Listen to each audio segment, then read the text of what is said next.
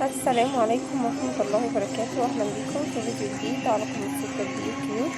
فيديو النهاردة إن شاء الله يكون فيديو وصول العفش بتاع العروسة. إن شاء الله عفش العروسة وصل بإذن الله، وهنبدأ نفرش في شقة ست العريس، وهنزل لكم إن شاء الله بعد كده في سلسلة فيديوهات بإذن الله بعد ما فرش العروسة يتفرش، وبعد إن شاء الله في الفرح انتظروا مني فيديوهات قوية جدا جدا جدا.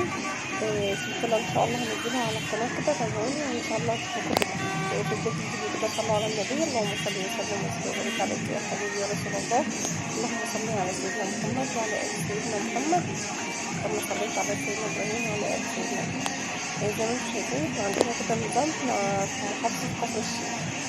النظام عندنا بيكون كده: العربيات بتيجي الصبح عادي بكل فرش العروسة زي ما هي جايباها. هما بيجيبوا عدد العربيات اللي هما محتاجينها على حسب الفرش اللي هما جايبينه، والفرش بيجي زي ما انتم شايفين كده، وبيجي معاه طبعا أهل العروسة.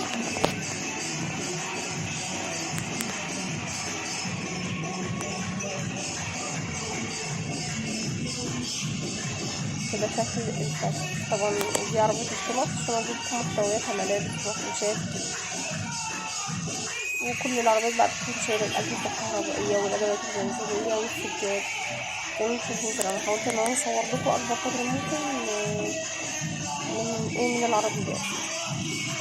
دلوقتي العربيات هتدخل قدام البيت، بتحط عربية عربية، بعد كده بتمشي.